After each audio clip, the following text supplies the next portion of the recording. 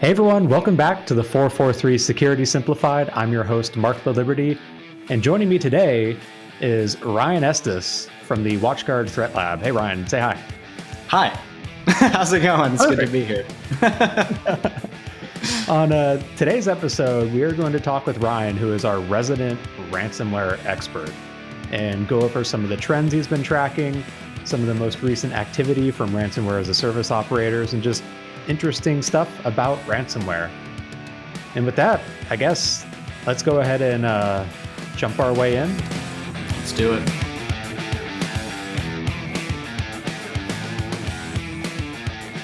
Ryan, folks may not know, but we sometime last year, I think, was at the end of the year, we launched the Ransomware Tracker on WatchGuard.com. Keep me honest on this one. I don't remember when it went live. I believe it was significantly before that, but that's all right. Significantly before that. But we on the WatchGuard Security Hub, if you go to that page, there's several links there, including a link to Secplicity and this podcast itself. But one of the links is our ransomware tracker, which Ryan diligently maintains mostly by himself on most days, keeping up to date on just the latest information that we can find about ransomware operators out there. And figured he would be a great person to have on and just give us the latest update. I think we had one of these episodes probably about a year ago now, talking about ransomware trends, and I think we're due. Yep. Yeah, it's been a while. It's been a lot of updates, so a lot to talk about for the tracker, and then a lot in the ransomware landscape too. So a lot everywhere. You're just telling me we're at like 250 like annotated ransomware operators now on the tracker. Just hit it today. Just added one today. Hit 250. Yep. Dang, that's a ton. So I guess first off though, like, have you been seeing any interesting like trends lately with maybe emerging actors or anything going on in the ransomware as a service space that you thought was interesting in your research? I think the most obvious trend, the one right out of the gate, is the data exfiltration versus encryptor. So usually you think of ransomware as just like getting into a network on endpoints and using an encryptor, encrypting everything and demanding a ransom. And sometimes they'll just do data exfiltration. And what I'm seeing more now is just more and more data exfiltration without the encryptor usage. So basically they'll just steal all the data. And if they need to, for whatever reason, they'll throw an encryptor in there, encrypt everything, cripple it all, and then demand an extortion amount. So I'm seeing more and more groups that just extort data or exfiltrate data, extort victims, and not even use encryptors. And the ransomware tracker calls these data brokers when you just do data. And for the most part, this is what everything is, because that's what a lot of ransomware is. Like, hey, we have your data. It's either encrypted or it's stolen or both. And hey, give us money. And then they use different methodologies of blackmail to basically extort victims. So that's the main one I'm seeing out of the gate. It's interesting because like when I think of ransomware, I think of how it exploded in, let's say, like 2013 through 2016 or so, where threat actors went really hard into just straight up blocking data. And that was the primary way they extorted people. And it was effective because we all collectively sucked at backup and recovery methods at that time. But clearly we, the industry, have gotten better at that. And I don't know, it's interesting seeing a turn back towards just data theft as the main method of stealing or getting money out of people versus encrypting it. Yeah, it's been, I mean, a lot, for the most part, it's always been kind of data exfiltration. And this is like a lot of what malware is, like information stealers. They steal your data. For the most part, they don't extort you afterwards. They just steal it and either sell it or do whatever. But now they get their own data leak site on the dark web or even the clear net nowadays. And they'll just use different blackmail methodologies that are increasingly complex or weird, to be honest. And they'll just use that to get as much money as possible. Yeah, I'm curious about that because in our offhand conversations, you've mentioned a few like extortion types that seemed pretty far out there. Do you have like a top 3 or top 5 like weirdest ones you've encountered? Weird / kind of crazy. I mean, a few years ago, Bloody they attempted to employ a hitman. I don't know, obviously, if they did or not, but they talked about employing someone to kill someone else that was a victim of someone they ransomed or stole data from. So that was probably the craziest one I've seen. Recently, there's been more like software exploitation / like kill chain analysis. So you'll see, I think it was a group. Let me get the name here. Hold on. It was, oh man, I'm blanking on it. I forget the group, but it was a group that basically they exploited the software. Oh, it was SecP0. That's what it was. It just clicked. So SecP0, exactly. Yeah. There's so many weird names. It's hard to remember them all. But they basically exploited this password manager and did a whole analysis on how they did it. Step by step. Here's how I did it. Here's what we did. And then exploited them saying, hey, this is what we're going to do. Recently, there's been a lot of regulator complaints. So they either force victims to regulatory complaint against themselves to say, hey, we got extorted or a cyber attack or something. And this is a lot with the SEC. They do that. And I think this was first done when I first saw it was Black Cat, or also known as Alpha V. A few years ago, they did it with, I think Meridian Link was the victim, allegedly. So you got like software kill chains, you got employee hitman. Let's see, what else? Forced disclosures. So they force people to disclose against themselves, or they'll do it themselves. I've seen where they'll write a complaint to these regulatory bodies, and they'll just extort them that way. So just a bunch of different ones. Those are probably, off the top of my head, the most bizarre that I've seen recently, or crazy. The hitman one is nuts. Do you remember what the ransom note was like for that? Was it literally, you got to pay this or we're going to come murder you? I think that was actually on their Telegram page. They said they posted a chat on their Telegram saying, hey, we're going to employ a hitman to this company if they don't pay. And it was, I don't have a screenshot or anything, but I documented it for sure. It was very odd. It's like, I know that's extreme, and I don't remember hearing about any sysadmin getting murdered because of ransomware. So I assume it didn't succeed. But yeah, it was probably mostly just chatter. And a lot with these ransomware groups, it's mostly just, you don't really believe it until like you see hard evidence of it, or news stories or something like that. But they lie a lot. Let's be honest. That is definitely true. Which is interesting, because their job, like, they want people to believe them that when they are telling the truth, because the whole reason they get paid is people trust that they aren't going to then leak their data or whatever if they pay the extortion. Mm-hmm. But I guess in every collection of organizations or people, there's always a few weirdos that just go off the deep end. So I guess that could explain that. And this is mostly like online nowadays with being anonymous, is that reputation's everything. So if you gain a good reputation, you'll be more believable.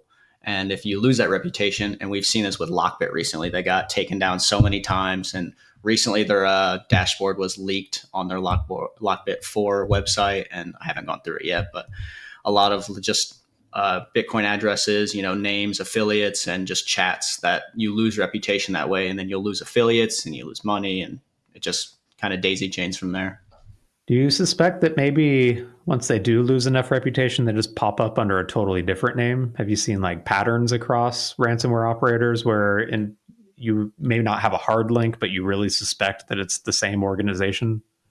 A lot, actually, yeah. And usually when they do, like when they say, hey, we're shutting down, or, oh, we got taken over, or something happened, it's usually a ploy to either rebrand, come back as something new, or like lay low for a while. If you're familiar with Grand Theft Auto game, you'd be like trying to remove stars from your 5 stars or something like that, similar to that. So it usually, when I first see it, that's the first thing I think is, oh, what are they going to rebrand as? Unless there's arrests or something like that. So it's usually like the norm. Black Cat's an example of that, where after the United Healthcare hack, and after they straight up cut and ran with the payment and didn't pay out the affiliate, they dropped off the map. And I haven't seen them come back up. Do you suspect they're operating under a different name, or do you think they really did just like cut bait and run and retire with their $20 million extortion? It's hard to know, of course, but I would say there's a good chance that they either rebranded or they kind of disbanded. And a lot of times this happened with REvil, the group that did all the pipeline hacks a few years ago. They basically just broke off into different groups and created either more groups or kind of just joined others. And that's kind of what Conti did as well when their locker leaked and they shut down. They rebranded to Black Basta as one of them. and a couple other Russian-based groups. So they just basically rebrand and kind of just move around. And a lot of times this is obvious because the extortion sites will look exactly the same, or they'll use the exact same language and style. But most of the time, it's almost impossible to know. Because sometimes you hop on like their Telegram channels too, right? And do you ever see like, I don't know how in depth you look into the details for those communications, but I'm wondering if there's like, you can tell that this is what's his name from some other operator just because they talk about the same stuff or link the same stuff. Like I bet if someone popped up and said, I'm going to call a hit in on this company if they don't pay this extortion, you'd be like, oh, that's probably those guys from that one. But I would say it's mostly technical. Like you'll see they report back to the same IP, or they're hosted on the same IP or something like that. That's how you usually get you kind of connect the dots a little bit. And there's a few analysts that do that beyond me, of course. But there's a Bushido token. I don't know if you've heard of him. He does a lot of analysis like this in depth, and he kind of connects the dots on who's, rebranded or who's who and stuff like that. And he's very, very good at it. Okay. So there's like a whole collective of researchers out there like trying to piece this together too. There's a few. I'd say there's a few researchers that I follow that do almost exclusive ransomware work, and they're very good at it. I mean, I use a lot of their work on the tracker, and I give them credit. At the bottom, you see references, and I'll reference them if I use their work for sure. What walk me through like your typical day of like researching and updating a record and like the ransomware tracker. I'm curious what that looks like. I guess it depends on the entry, of course, but usually when I get a new group, I kind of follow like this, almost like a research project. Like it's methodical. I'll do the same thing and just follow the same process. I almost treat each entry like its own little research project. So get a group or find out, and I might hear from the grapevine or another researcher, and I'll just go to their website and see what's on there, go to their victims and just do a little analysis, like check their certificate, their IPs, and see if anything's on like Twitter or open source information. And it's basically just looking around and basically looking at the resources I have to see if there's any new information. And if there's new information, I'll add a taxonomy to it, or like an extortion type, I'll add the extortion type. So it's basically just going through each data point I have and filling it in as I know it and trying to get as accurate as possible. And that's the point of the tracker, is to be the most accurate, not be like the first. I'm not interested in being like, oh, I was the first one to have it. I don't care. I actually would prefer for all the data to come out and me to collect it and be the most accurate out there. And so when people go to the tracker, they can see that this is going to be the most accurate. And if I need to find more information, there's references at the bottom, and there's other places I can go to get more granular details, especially like TTPs and stuff like that. And you collect samples as well too, and like review them to look up like encryption methods and like when you're trying to figure out file extensions and stuff too. I give myself ransomware a lot, just to say that. So I'll just pull it up in like a segmented virtual machine and just run them and just keep running, take pictures if they're different, and just document, ransom notes. Sometimes I'll have to break them apart and reverse them to see encryption types. Ransom notes, sometimes you have to get in there a little bit. Encryption file extensions, that's another one. But again, a lot of these you just run them and it happens. So it's pretty immediate and obvious. Yeah. Because you mentioned like reverse them to figure it out, because your day job is actually on like the endpoint attestation team of regularly reviewing suspicious, not necessarily malicious or benign files and make that final determination for our endpoint product, right? That's it. Yep. Yeah. Well, hopefully you don't see a whole lot of ransomware on there. I imagine once it ends up in there, it's more of just a sketchy program. Yeah, a lot of encryptors are like the last stage. So they'll have to get past like your network and then the endpoints and all that. They'll have to get multiple stages, and then they're on machines for a while, usually collecting information about like domains and other endpoints and stuff like that. And then if they need to, like I said, they'll encrypt, but they usually exfiltrate data first. So if you see a lot of data exfiltration on an endpoint, that's usually the first sign. And then if you see a bunch of file name changes, it's too late, honestly, but that's usually the sign. And then, yeah, that's how you know. I'm curious, back on like the trends for ransomware operators, like you get to see, you're pretty plugged in to like what's going on in the space. I've had this suspicion that we're probably seeing more and more like even less skilled ransomware as a service operators trying to hop on the gravy train, like maybe less mature ones is the word I'm looking for. Do you like, what are your thoughts around like, do you see a higher volume of operators coming up? Do you see ones that are just clearly have no idea what the heck they're doing, or like anything along those lines? I would say all the above. So you have like your big names, like obviously Lockbit used to be a big name. It's not really much anymore. Black Cat used to be a big name. Now you've got groups like Play is a big name. Clop, they don't do a lot of affiliate work. I don't think they do a lot of like 0-day exploitation supply chain attacks. And they did one a few months ago where they posted like 250 victims. And so they're big on like software exploitation. And then a lot of groups just do like brute force on RDP or like, 0-day attacks, like I said, software exploitation, and just other random things to get into networks that most people usually already do. It's all malware at the end of the day. It's just a different type. So they usually follow the same methodologies, a little bit different, but at the end of the day, it's just malware that encrypts files instead of usually steals information or whatever.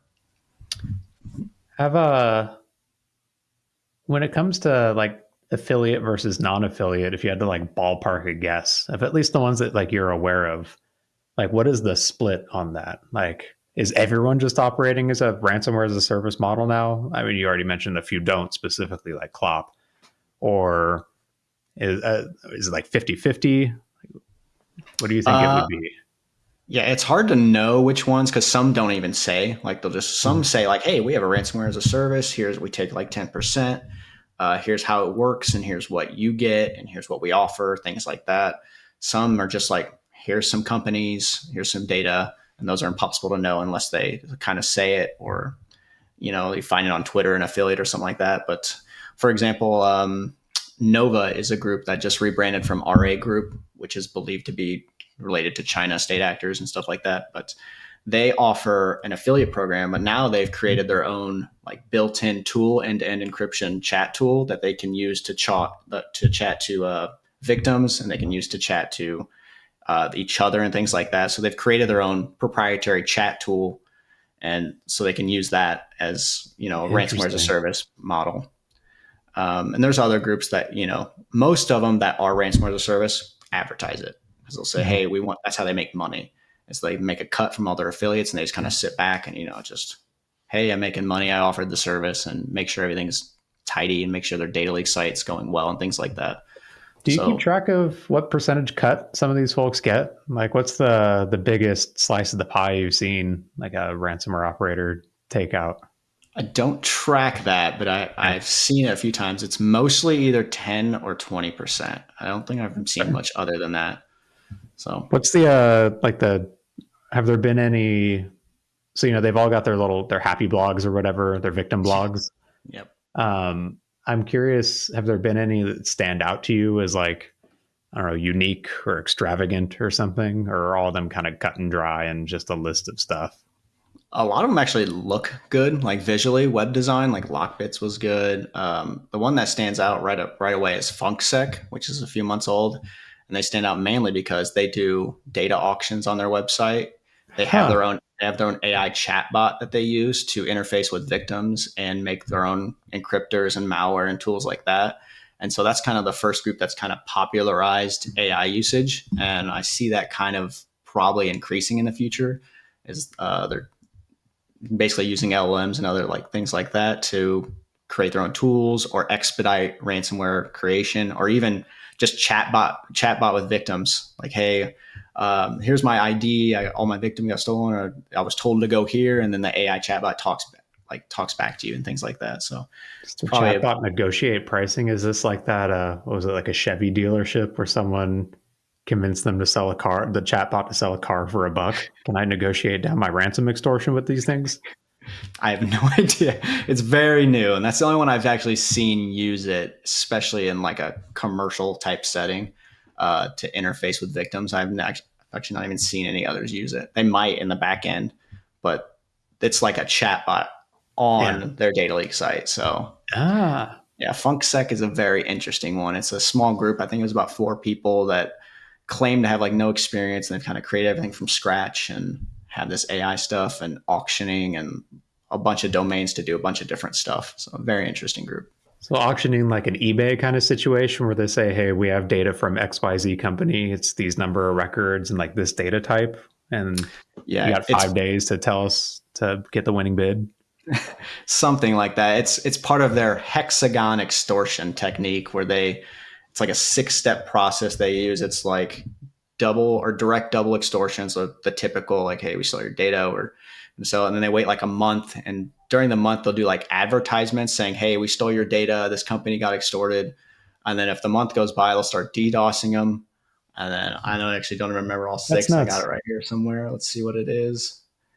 Oh, here it is. Then they sell the data to forums and auctions. So like public forums that are like hacking forums and stuff like that. They'll go there, and then they'll re-attack the company, and then they'll start attacking like workers of the company and even their families. And I've actually seen that a few times where they'll start attacking family members and colleagues and stuff like that, or like calling them and saying, hey, I extorted this company and stuff like that. So it gets kind of crazy in that sense.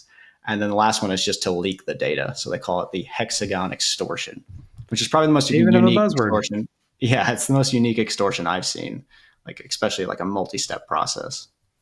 This feels like a bunch of like failed like Stanford graduates or something that couldn't make it in the real world, but wanted to use all their business acumen to like go onto the dark web and spin up a ransomware operator. Yeah, you can tell when there's a lot of inexperienced operators or like data leak sites. You can kind of tell right off the gate.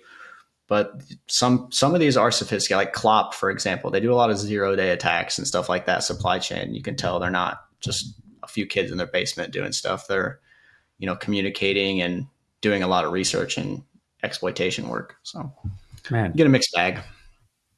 That's pretty crazy. What's the are there any that like kind of keep you up at night in terms of their capabilities? Like maybe like the sizes of the victims that they went after, or just the sheer volume of victims they've been able to nail? I would say Clop, actually. Yeah. Clop right off the bat, because 0 days you can't really defend against. And they've been attacking like file transfer tools, and that a lot of big companies use. And we've already seen it when they did a few years ago. They've done like 4 of these. Right? That was one of them. Yeah, it was Move It. The most recent one was Clio. That was a few months ago. And so if you're a company that uses these tools and they 0-day them, then you are at risk. And so, these are a lot of big companies that use these. And so you're not just one victim at this point. You're hundreds of victims right off one attack. So that's the one that keeps me up at night, at least. It's definitely one of the trends that we're tracking this year of ransomware operators and even affiliates going after like supply chain attacks to compound their ransom attacks. Yep. Like obviously Clio and the Move It ones, they're not the first that use that model, but it's proving effective every time it is used. So it totally makes sense, especially Clio, that's legal software, but Move It, like you said, file transfer service that like any organization under the sun could potentially use. You see them going after MSP tools as well, like the RMM software that we all use to manage our systems at scale. It's pretty nuts. Yeah, there was another one a few months ago called Null Bulge, I think it was, and they embedded malware into a GitHub repository that AI tools use to like train on. I don't remember, to be quite honest, but it was an AI tool on GitHub, and they embedded malware into it, and then it led to ransomware. So I guess that's a supply chain attack kind of thing, but it's things that keep you up like that. Is embedded malware into tools that people use and can't really defend against until it's too late almost.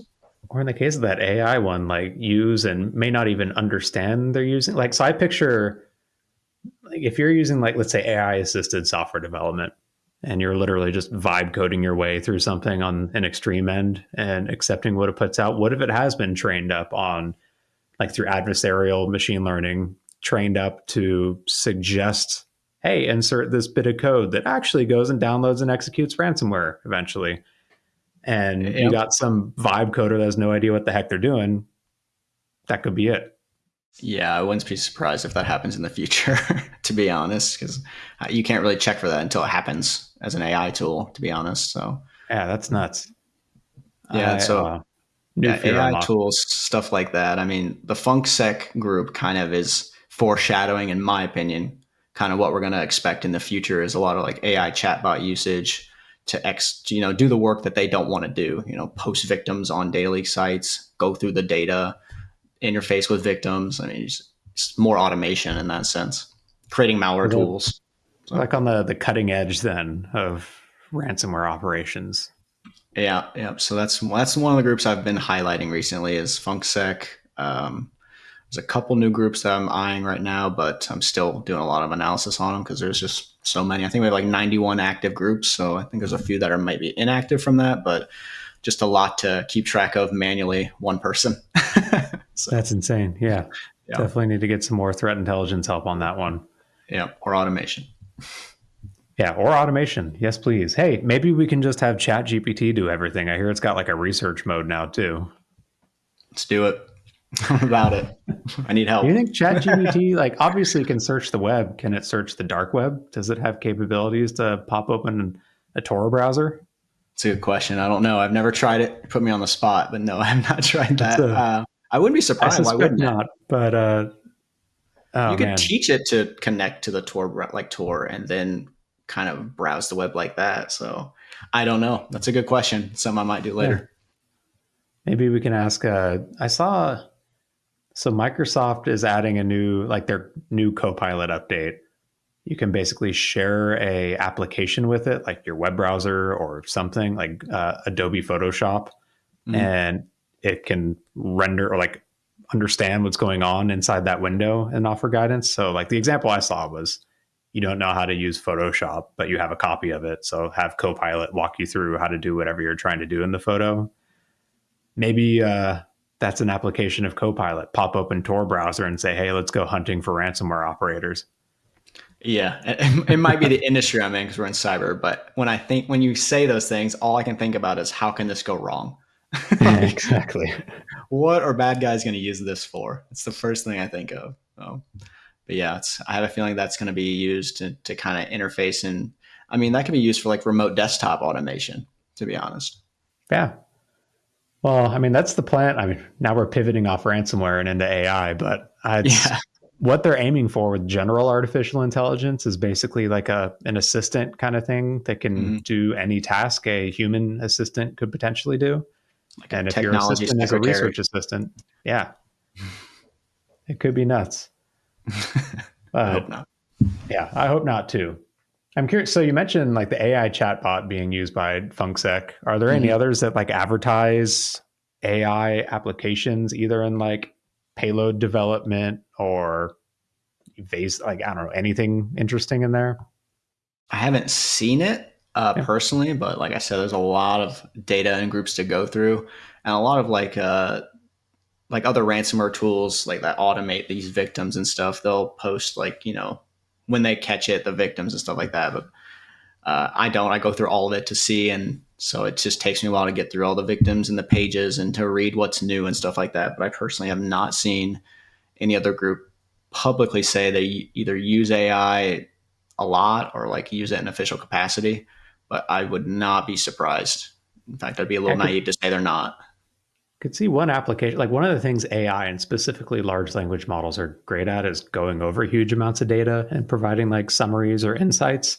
Yeah. Like I could imagine as a operator or an affiliate, you just stole 20 gigabytes worth of like random data from an organization and you want to know like what are the juiciest bits that could really earn you some money. Like trying to dig through all those files yourself is a very time consuming process. Feed it into ransomware GPT and say, hey, what's the most important stuff in here? Like I could see that as a differentiator for some of these operators. If that was something they advertised. I wouldn't be surprised they're using it because they'll see, these groups post like, hey, we have 76 terabytes of data of this company. Like, how did you go through and know what's in it?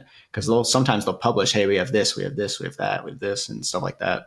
But we've seen it on the other side of the coin is that when Black Basta, for example, and even most recent one that got dumped, Lockbit 4.0, is these basically they take the data dump and they'll create a chat GPT bot for it with the data. And Black Basta happened within like a day.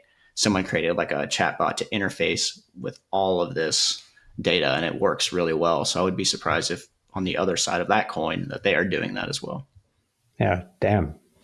Well, do you have any predictions of what the rest of the year might look like for ransomware or the ransomware ecosystem? Obviously more AI chatbot and AI usage. How much? Who knows? I probably predict more law enforcement action, actually. There's recently been a lot of law enforcement takedowns and arrests and stuff like that. And I wouldn't be surprised if that kind of stays the course or even picks up a bit because, I mean, we're seeing it now. They're doing more offensive work. Hey, we're taking these websites down. We're arresting people. And so why wouldn't they get more aggressive with that? From the United States point of view, I mean, obviously, if they're in other countries and they don't have a good relationship with the United States, it's kind of difficult to do that. But we've seen it in Europe and even in Russia and other countries too, that they actually do arrest these people when they know who they are and are causing issues. But the problem with things like Russia is that they put the people who use ransomware there, they'll put like CIS restrictions, which is the Commonwealth of Independent States, which is like the old Soviet Union. They'll put like geolocation checks. And so a lot of times the decision makers in those countries will just look the other way because they're like, we know we're not getting attacked from these people. So why do we care? But that's more political stuff. Meaning the operators put those in place where as long as they don't, piss off residents of these former Soviet countries and they're allowed to operate for free, basically. And you see it in malware a lot in malware. They'll do a geo check to see, are they in the CIS countries or where are they just in general, Yeah. But you see a CIS check quite often. And I guess the good news is that even if we can't like arrest folks, either from the US or like Interpol or international law enforcement working on it, if we can at least name and shame them, we can stop them from ever leaving these former Soviet countries again. And no more vacations to Switzerland or Prague. Yeah, so that's happened. Some silver lining. Yeah, there's a lot of sanctions on a lot of Russians from the United States and Europe. And there's been a few times where they do leave and they get arrested at airports. I've seen that a few times. I think the most recent one I could think of is in France. I forgot the group he was related to. It might have been an affiliate, but they do arrest them. They do track them. And I'm not in law enforcement, so I don't know what depth they do that, but I know it does happen. Yeah. Well, this has been awesome, Ryan. I appreciate you hopping on and giving us another update of what's been going on in the world of ransomware for the last year. My pleasure. I live in it. I'm there often. Yeah. I don't know about you, but I'm hoping that at some point we can stop talking about it because we've solved the issue. But something tells me we're still a bit of a ways off from that end, if it would ever come. It's a cat and mouse game that'll never stop. They might try different techniques, they might like not use encryptors anymore because we might be able to defend against it, but it'll just be something else. And I'll try and track it if I can. Yeah, well said. Well, thanks again, Ryan. I really appreciate it. This is awesome. No problem. Happy to help. Hey, everyone. Thanks again for listening. As always, if you enjoyed today's episode, don't forget to rate, review, and subscribe. If you have any questions on today's topics or suggestions for future episode topics, you can reach out to me on Blue Sky. I'm at itsmark.me. All of us are at WatchGuard_technologies on Instagram. And Ryan is trolling the dark web under different pseudonyms. So good luck finding him. That's right. Thanks again for listening, and you will hear from us next week.